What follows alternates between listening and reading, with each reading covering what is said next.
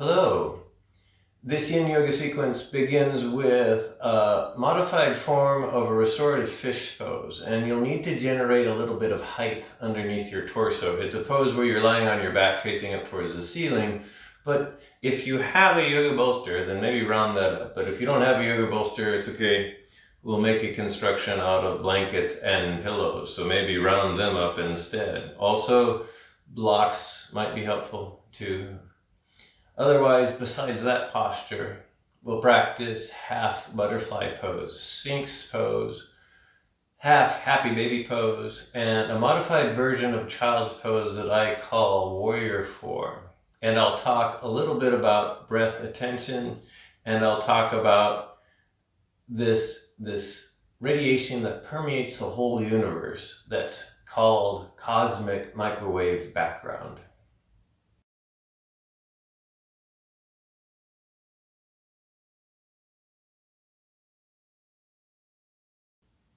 This practice begins with a full body expansion.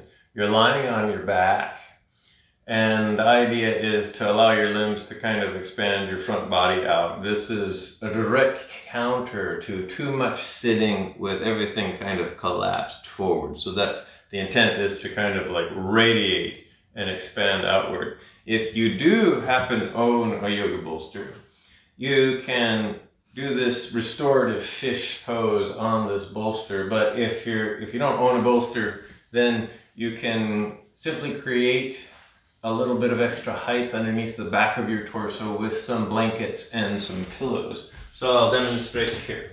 You can take a blanket and fold it in a way that it makes roughly this shape compared to me. I'm gonna lie back on this. I'm going to put two end to end to make sure that it covers my entire torso.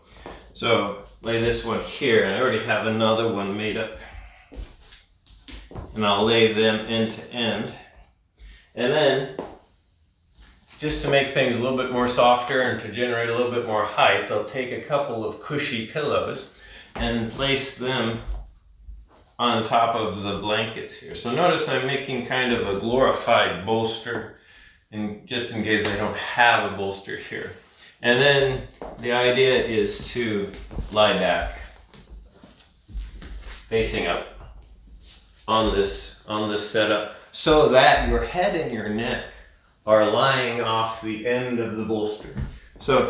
Or off the end of these props. So I'm inching myself down so that my torso is on the props, but my head and neck are just far enough off so that they can lean back. Now, if your head and neck should be resting on the floor or on your yoga mat. And if they are and they're uncomfortable, maybe get another blanket to put a little bit of padding underneath the head and the neck. This is not meant to be severe.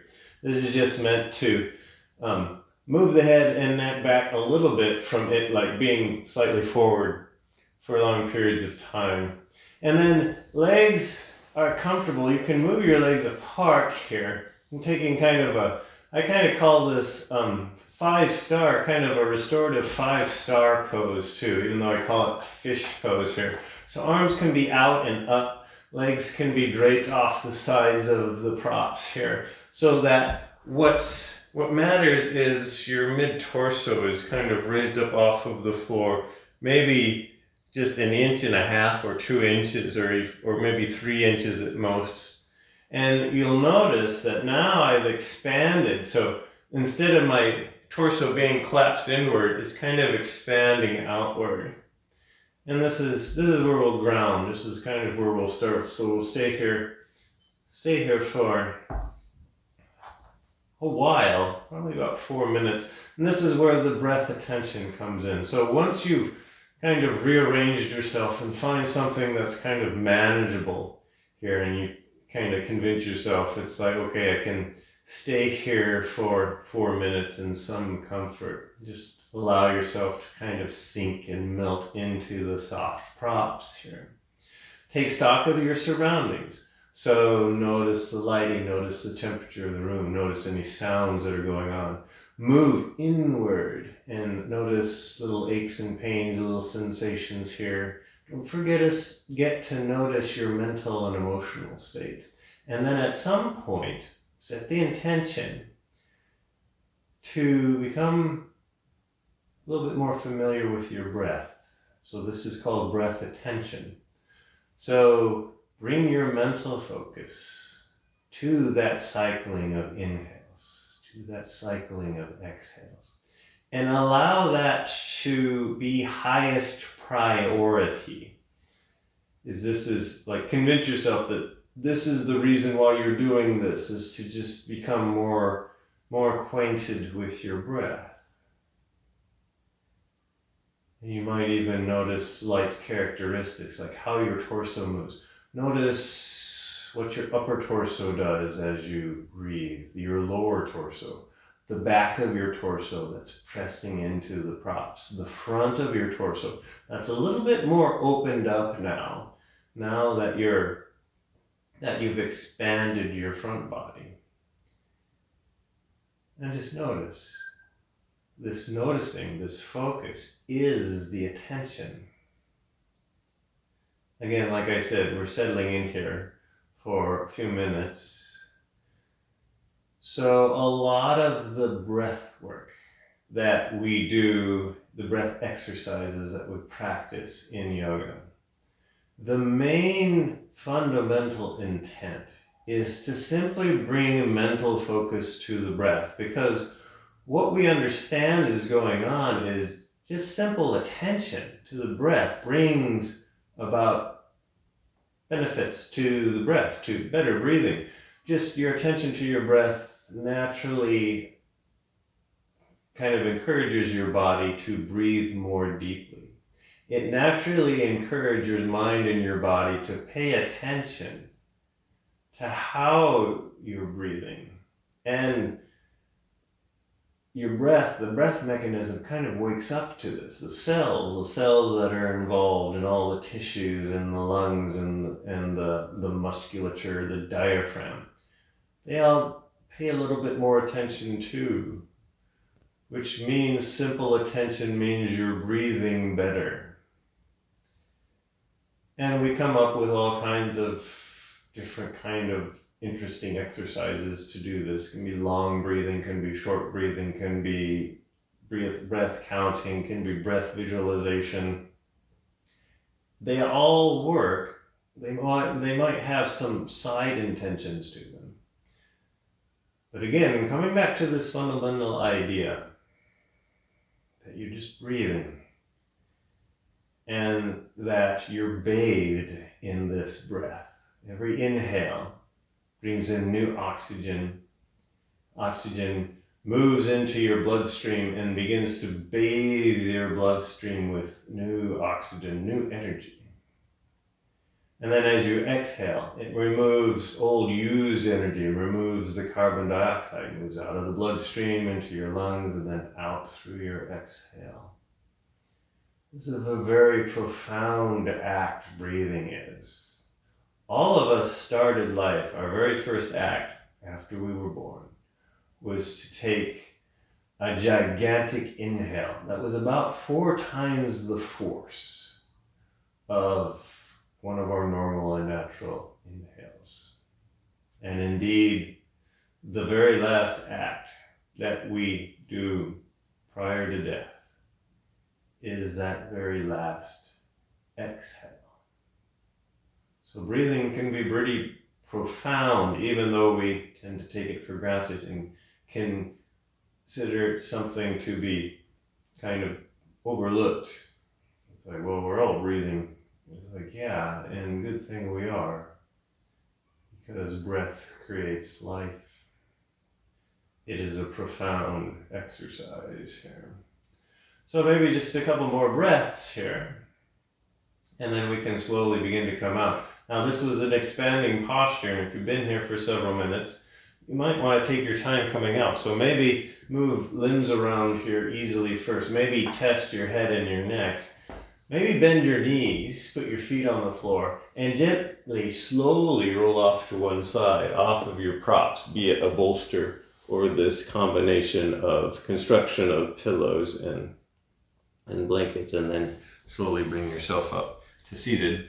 And if there's some reverberation from that, give yourself permission to notice that. Take a few breaths, maybe move around gently. Our next yin posture will be half butterfly pose, which is a seated forward fold.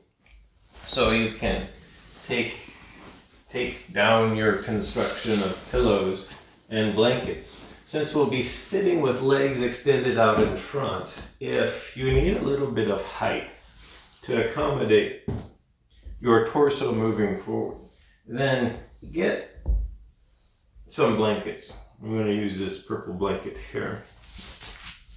So bring yourself to seated. Extend both of your legs out long. This is getting ready for the first side of half butterfly pose.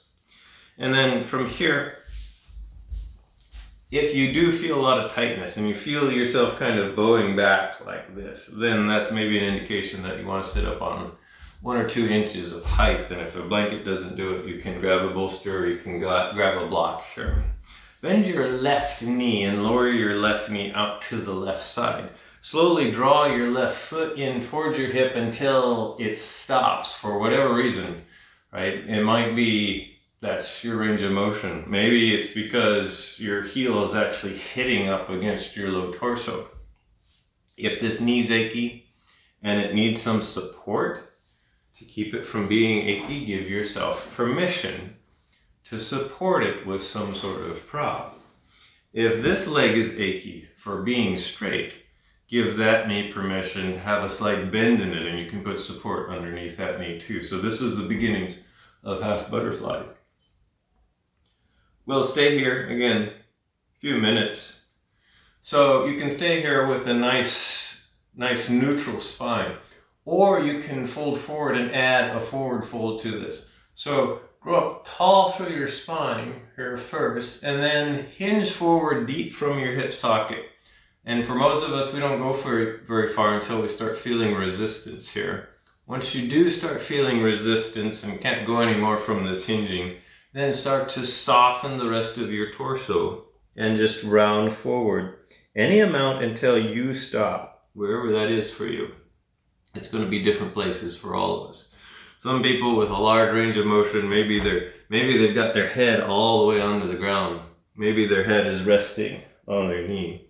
Maybe it's hanging in mid-air somewhere, but you're trying to relax the muscle fiber here and then stay here for another couple of minutes or so. If your head and your neck are hanging and they're achy, then take some props. Build a platform to either put underneath your torso, underneath your head or your neck. If they're hanging and they feel okay hanging, then just stay here. Notice the places of resistance, the places of pressure, the places of discomfort. Notice if there's any places of pain, of injurious pain, and if that's the case, you're past your edge. So the edge is the first principle of this practice. You're trying to find something that works appropriately for you. And if you're feeling pain, if you're feeling injury, then that's beyond your edge. It's not doing you any good. It's not useful to you. So find something else. Either back off or try a modification here. If you're feeling nothing, that's also not your edge. You maybe look pretty, but you're actually trying to feel something internally. And so that's something that you have to experience yourself and decide for yourself if that's what's going on here. We have about a minute left here.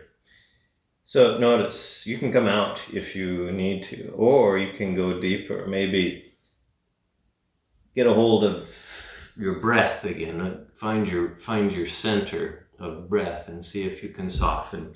Go a little bit farther here. Otherwise, if everything is okay, you can just stay here and breathe here. So oftentimes during these yoga practices, I often talk about things that sometimes touch on the profound, and maybe this yoga practice is no different in that I'll be talking about something that has to do with the very creation of the universe itself. And that is a phenomena known as the cosmic microwave background. And it's a form of radio waves that permeates the entire universe, that is an indication that the universe came from a very small, intense ball of high energy, i.e. the Big Bang theory here. So talking about the Big Bang, but not quite yet. Got to come out of this posture first. So if you're still in half butterfly, slowly come out at your own speed. You can use hands and arms to help move the torso back to a neutral position. And if the torso is a little bit too achy from that, you can do twists from side to side. Give yourself permission to take some time in between yin postures to either rest or make some yang type motions to kind of get a handle on the reverberation from the posture. At some point, bring the left knee up, extend it out front. Maybe feet, legs, and hips need a little bit of motion to work out, but we will do the other side of half butterfly. So if you're ready, other leg, right knee bends, lower the right knee out to the right, and then draw the foot in slowly as far as it goes until it stops. Wherever it stops, that's where it needs to stop for you. And again, decide if the knee is on the ground or if it's floating, or if it's floating and it needs some sort of padding underneath it. Decide if there's anything that the left leg needs here. And then decide if you want to just stay here and marinate in this hip opener, or if you want to include the forward fold. Maybe you had enough of the forward folds on the first side, and then you can skip it. Otherwise, we'll forward fold here too. So start from your hip socket, move forward until you feel resistance, and then rest of your torso releases, relaxes, and softens here until you find your edge. Once you find your edge and made little adjustments, then you resolve to be still. And you can do this by noticing your breath. So you bring your mental attention back to your breath. And you're not trying to influence your breath. We're trying to work with our normal natural breath here. And we're just trying to notice. Just trying to notice the characteristics. By the way, you can do all kinds of breathing exercises during a yin practice if you wish. And so if you know those and you love those, then please include them at your own discretion here. Otherwise, the idea is to just be accepting of whatever your breath is. Maybe it's a very long and slow kind of yogic breath. Maybe it's short and choppy and desperate. Any kind of those breaths are okay. Just notice, and maintain the intention of breath here.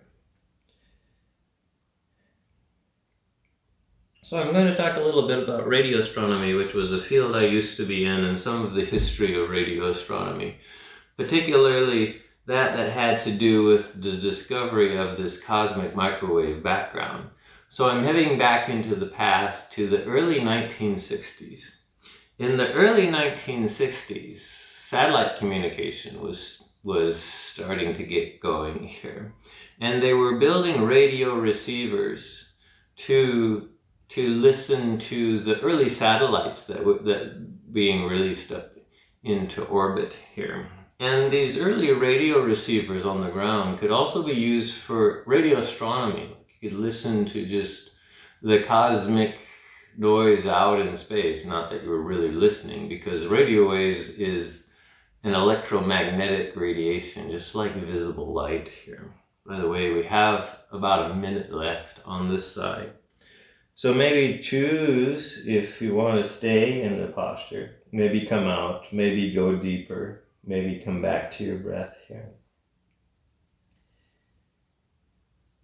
Or maybe right where you're at is good, so you stay. Well, there were a couple of radio astronomers in New Jersey who worked for Bell Laboratory. So Bell Laboratory had a lot of these radio receivers that they use for satellites, they use for telephone communications, these microwave radio receivers, and they had one particular one that was a little bit movable and pointable, and these radio astronomers were interested in it to actually look at the sky and see what kind of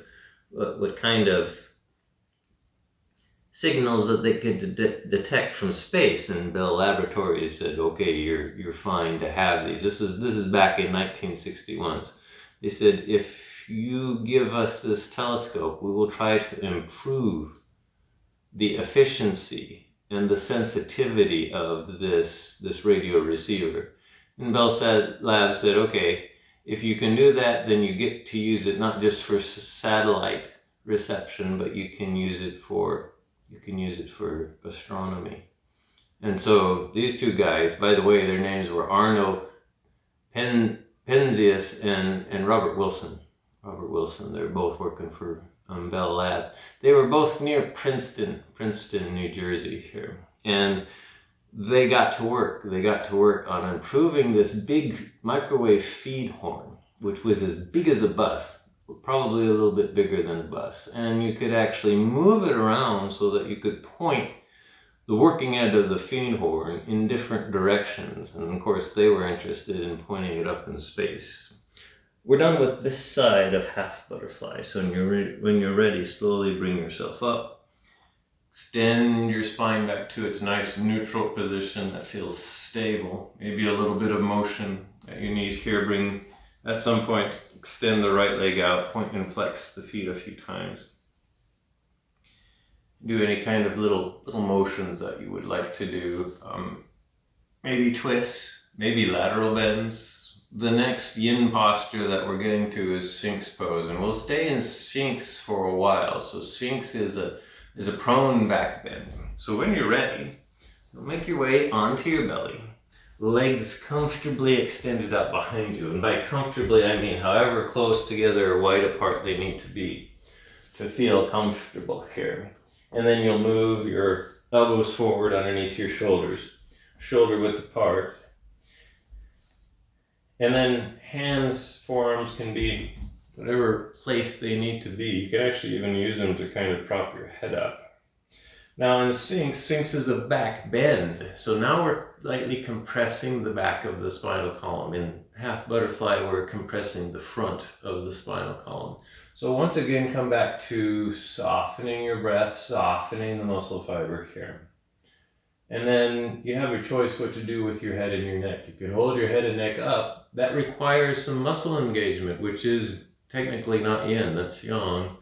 You can let your head and neck hang if that's okay, or you can place your head and your neck on a prop. So you can grab a block, put a block underneath your forehead, rest your forehead on the block here. And make any micro adjustments that you need to kind of find the right Goldilocks position here. Maybe elbows need to go forward so you're in less of a back bend. Maybe you need to put something underneath your elbows so you're up higher and you actually feel something. Remember, make this adjustable for you here. Again, some people just lying on their bellies, that's enough of a back bend, and that's their Sphinx pose. So Penzias and Wilson were excited. They were excited to get this toy, this astronomy toy, if you will, this big giant microwave feed horn from Bell Laboratories. This is back in the early 60s. And they wanted to make it as powerful and sensitive as they could.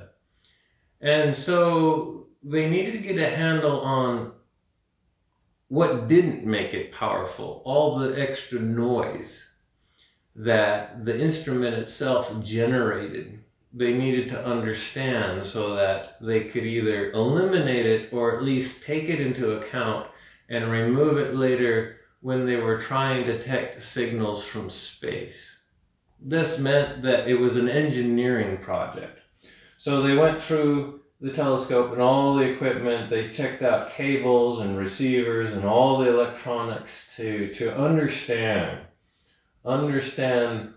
what made the receiver not terribly sensitive, and to either fix it and improve it, or at least understand and note what it's doing. So they're going through it with figuratively speaking, with a fine-tooth comb to make it work. And after they got done with all this engineering and technological assessment and testing, there was a particular signal that they couldn't account for or get rid of, this low hiss, if you will, which in radio jargon, radio antennas are associated with a signal temperature, and this had a signal temperature of about 3 degrees Kelvin, or 3 degrees above absolute zero. And no matter what they did, they couldn't get this hiss to go away. More frustratingly is no matter where they pointed the telescope in any direction, that hiss was there, which brought them to believe that it very much must be some sort of instrumental error or instrumental noise that they just hadn't accounted for yet. Frustrating, because they'd gone through all the electronics, they'd gone through all the connections, all the equipment, and it's still there. And it was just, they didn't know what to do anymore. We're going to stay in Sphinx for about another minute. Well, this feed horn that they were using, this feed horn was, like I said, about as big as a bus. So it was so big that the open end of it, you could just walk in. And that's what they finally did. They just actually decided to walk into one end of the feed horn, and what they discovered was that there were two pigeons living inside the feed horn. And they thought, maybe the pigeons themselves are what's generating this internal noise in our system. So they relocated the pigeons. They moved the pigeons several miles away, hoping that would clear up their problem. Unfortunately, it didn't. Without the pigeons, that same level of signal that they thought it was noise, still there. No matter where you pointed the telescope, there it was. That it corresponded to something that was emitting a temperature, a thermal temperature of about 3 degrees Kelvin, and they were a little bit disappointed that their removal of the pigeons didn't quite work. We're kind of done with Sphinx, so if you spent the whole time in Sphinx, very slowly lower yourself all the way to the ground. You can use your hands as a pillow, or maybe you can grab a real pillow, and you can just rest your head on your hands or on the pillow. Take some time to let your neutral spine reverberate from that long back bend. You can do other things. You can kind of maybe sway your hips from side to side, maybe drag a knee up alongside your hip, just to help kind of alleviate the residuals from that long-held Sphinx.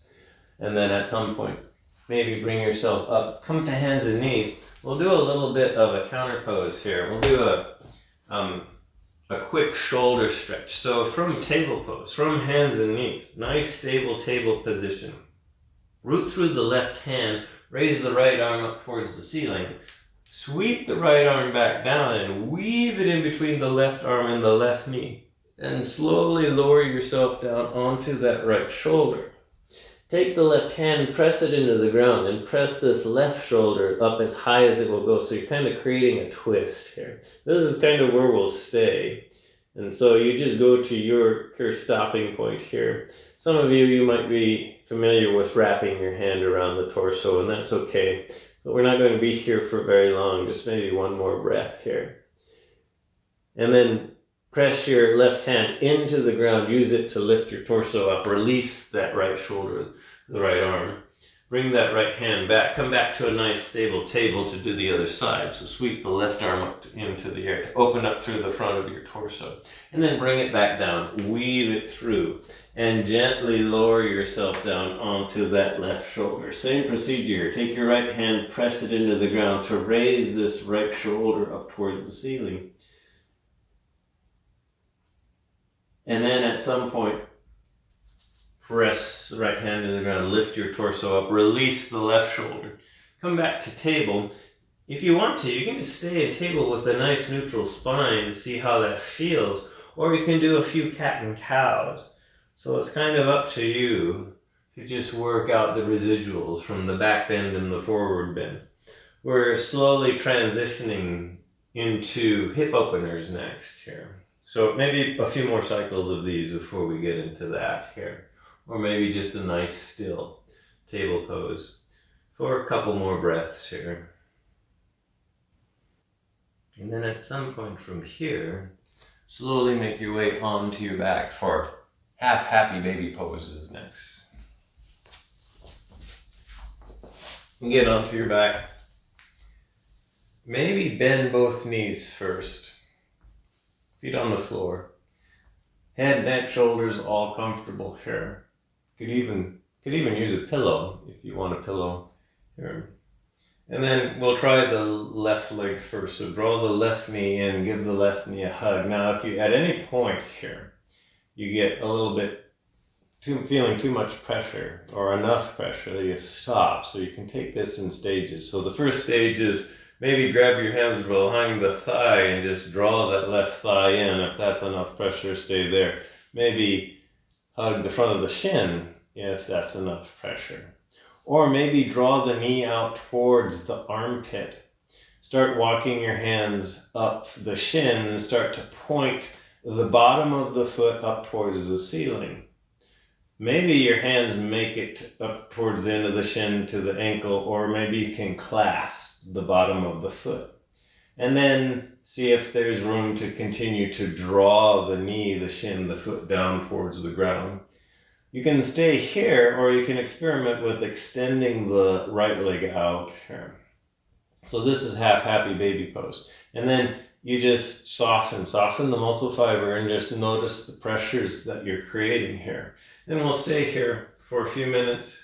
By the way, a little more intense version of this posture is dragon pose. So if you know dragon pose and you're wanting a little bit more intense experience, you can practice dragon pose, although for this practice, I'm not going to demonstrate dragon pose. So if you don't know what dragon pose is, maybe leave it for something for the future or watch a different video here. Otherwise, you can stick with happy baby pose. You can just keep one hand on the foot. You can have both hands kind of pulling on the foot.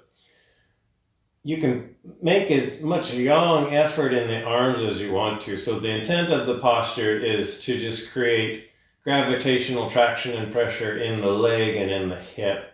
So if you're a little bit yang in the upper body, that's fine, which means you can pull with your arms. It might get tedious after a while, so after a while you might just want to sit with your arms here. Otherwise, we'll stay here for a couple more minutes. So a little bit of a digression about the pigeons. So it turns out the pigeons that Penzias and Wilson relocated were actually homing pigeons. So in a couple of days they were back. And those two guys had to find other ways to ban the pigeons from living inside the feed horn. They had to figure out ways to bar them there. So they happened to be homing pigeons. And unfortunately, removing the pigeons didn't solve their problem of this extra noise in their equipment. It is still there, no matter what they did. It was just frustrating. So they looked in the feed horn.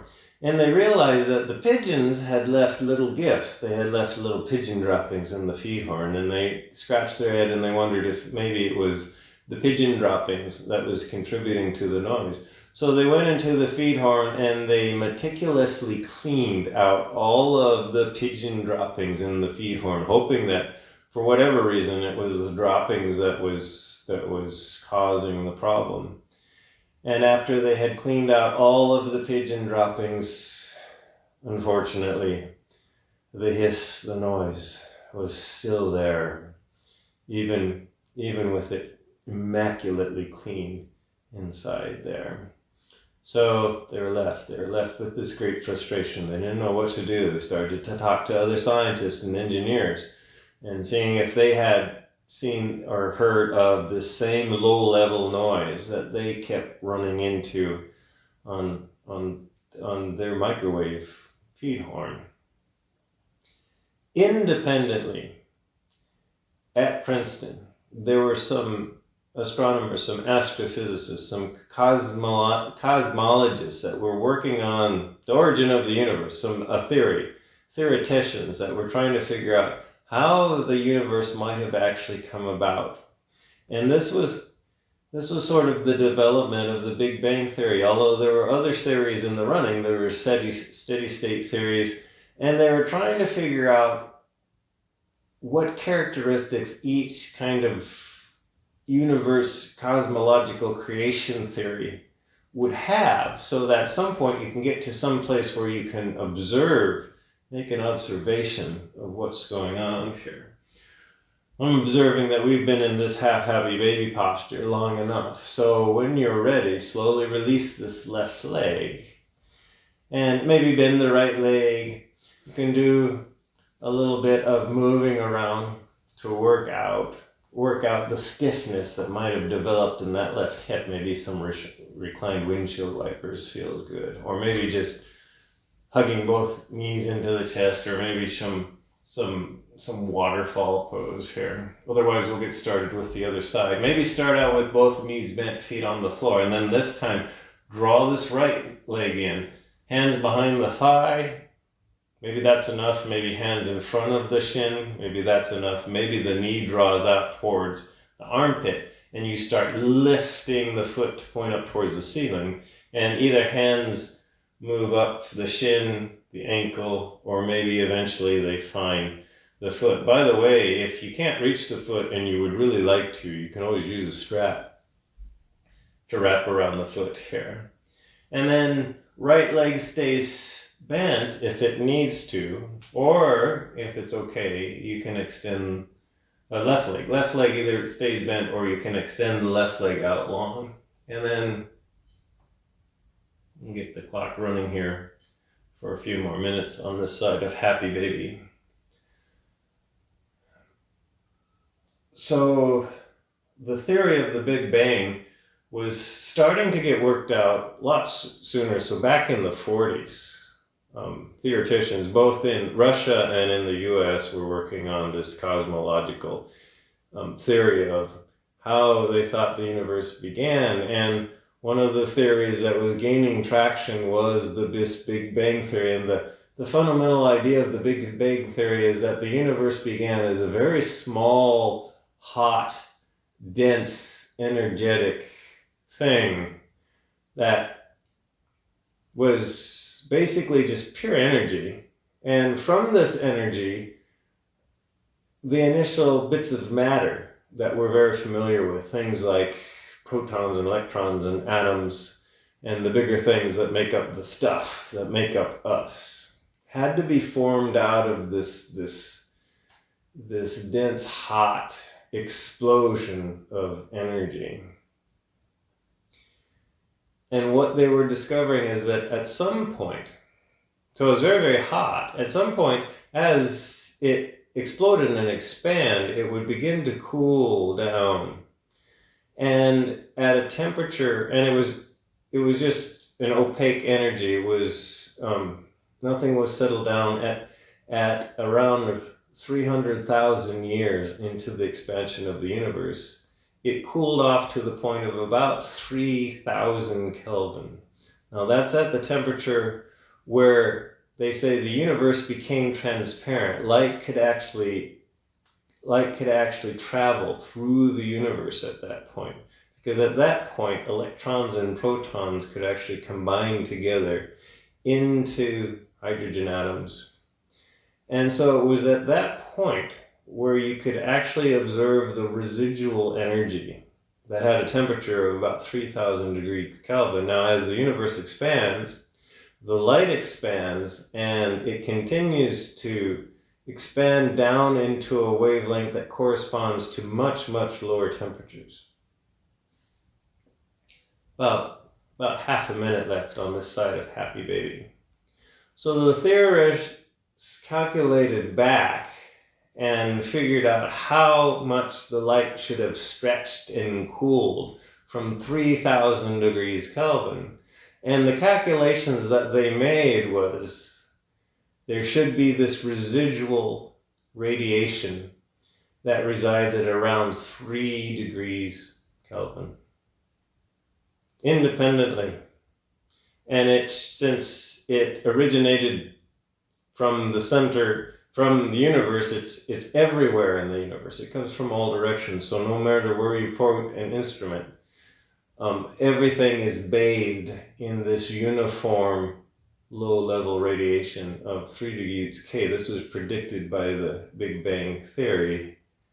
And finally, enough people talked in lunchrooms and in meetings that they finally got connected to Penzias and Wilson, who were having trouble trying to figure out and explain their 3-degree radiation. You can release this other leg here, and then a little bit of motion to come out of happy baby on this side here. So again, you can come up with some yang exercises of your own choosing to work out the kinks. Some people just rest in Savasana for a minute or two between postures. We got one more kind of intense yin posture before we settle down. And this is a modified form of wide-legged child's pose that I call Warrior 4. So you'll make your way slowly onto hands and knees. And then bring your knees about mat width apart, maybe a little bit wider. Experiment with touching your big toes together, or maybe they go out, maybe they don't touch, maybe they feel better. The idea is make this accessible for you. And then you sink your hips back as far as they go until everything stops for whatever reason. And then you lower your torso forward. You lower your arms forward. I call this Warrior 4 because this is a tough posture. It's the hardest posture of all the warrior postures. It requires patience and mental focus to stay here. By the way, if this is too uncomfortable in the knees or in the ankles or in the hips, place height underneath your torso so that you're up high enough that it's okay for wherever you're feeling the intense traumatic biting, burning sensations here. And this is the posture, so we'll stay here if you found an accessible form of this to stay in. We'll stay here for a few more minutes. If you need something a little bit more intense, you can come into full frog posture. And full frog is basically you come onto hands and knees and you move your knees apart so that they kind of are still in line with your hips, and you move your shins, your ankles out to either side so that there's kind of parallel to each other. And you might want to put more padding underneath your knees and your ankles a little bit of pressure underneath your knees and ankles is okay as long as it's just pressure and it's not injurious feeling. If it is injurious feeling, then you want more softness there. And then you can lower your torso just as far. This is if you want a more intense version of wide-legged child's pose. But if you're feeling something in this Warrior 4 pose that we're practicing, then no need to go any deeper. Just come back and reside. Maybe check in with your breath here again. So what Penzias and Wilson had accidentally discovered, and this is true with a lot of science, is they were trying to understand what they thought was instrumental noise in their equipment. And it turned out to be this fundamental echo from this fundamental just radiation from the very beginning of the universe here. This was now known as the cosmic microwave background. And it was a big moment in the history of science because it was kind of the major evidence, proof, observation that was needed to kind of solidify the Big Bang Theory as one of the best theories in science developed to take into account the early conditions of the known universe back some 13.8 billion years ago, at the very beginning of space and time. That residual energy, that residual inhale of the universe still bathes all of us. So as we're here practicing these in postures, that 3-degree Kelvin radio waves, those microwaves passing through us right now, permeates everything here. And it will continue. It will continue to be around. So that was kind of one of the initial discoveries that turned out to not be pigeon droppings. Turned out to be something significant and something profound. Maybe a few more breaths here. So see if you can find something profound. Not this last breath or so.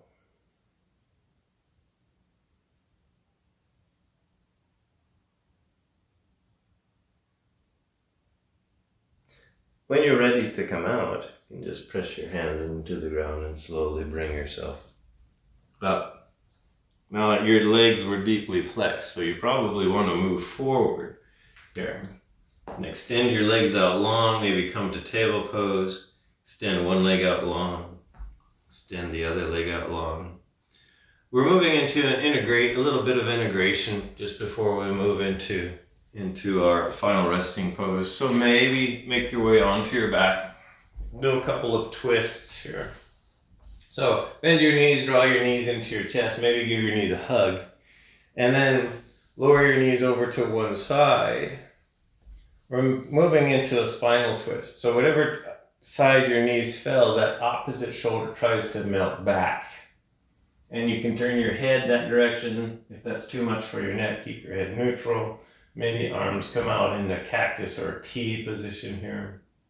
Inhale, bring your knees back up to center. And then slowly bring your knees over to the other side. Opposite shoulder tries to melt back towards to the floor on the other side here. Again, head can stay neutral or head can turn away from the knees just to get a complete twist in the spine.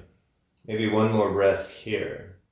And then bring your knees back up to center, head back to neutral, and then a full body stretch here. So slowly lengthen your legs out long. Extend your arms out overhead. Maybe interlace the fingers here. And turn the palms to face away. And then grow long through your arms. Grow long through both of your legs. Grow long through your torso. Just kind of push and pull and get as long as you possibly can here. Really increase the muscle. Kind of use your muscles. This is a young activity here to get really long here. Maybe one more breath. And then slowly release. And now resting. Now Savasana. So your favorite version of resting for a few minutes. It can be traditional Savasana, which is just lying on the floor. Your favorite restorative pose. I'm going to opt for sitting in a meditative seat. And you can do that too. Remember, use props to make the seat accessible and something that is calming and grounding to you. So whatever you're doing, if it's not calming and grounding, it kind of defeats the point. And then settle, soften, maybe go do a little bit of a walk through of your body. I always like to start with my head because I'm kind of an intellectual being and I tend to store all my stress and strain in my head and in my face. So relax your face, relax your jaw, soften the muscles around your eye sockets, soften the skin around your face.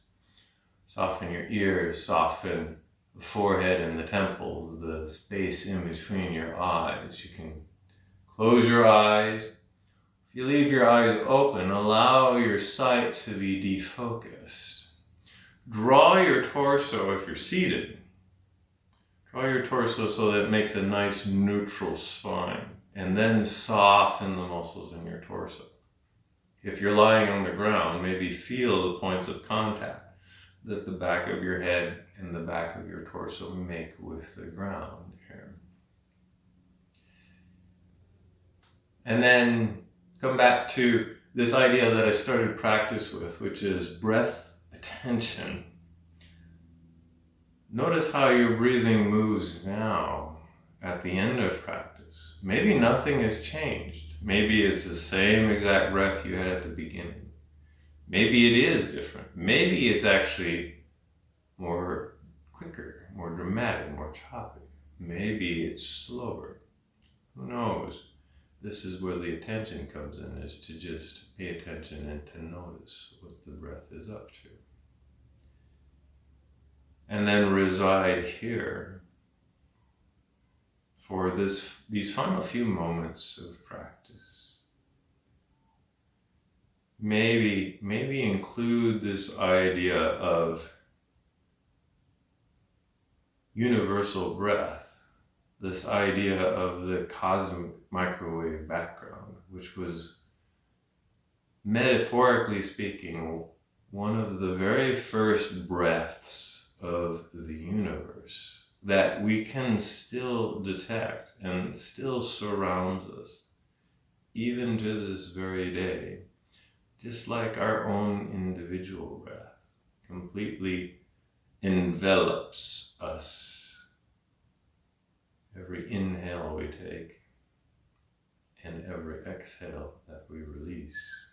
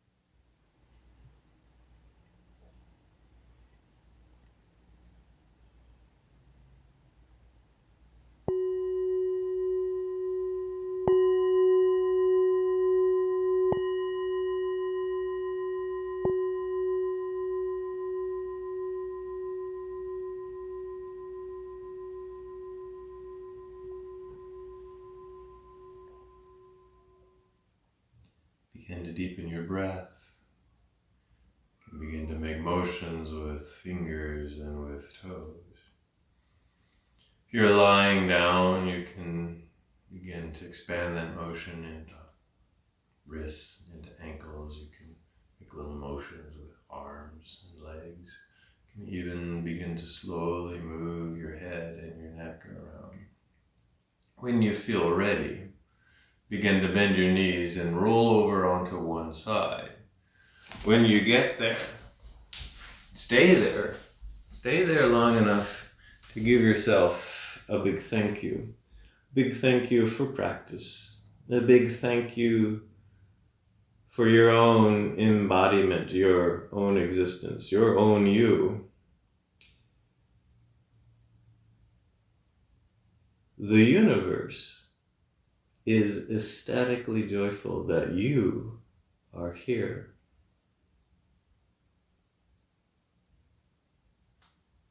And then when you're ready, if you were laying over on your side, you can bring yourself up into a comfortable seat. When you get into your comfortable seat, find your center. Notice your breath one last time. Bring your hands together at heart center. And I'll end practice with an Om. You can either listen or maybe join in.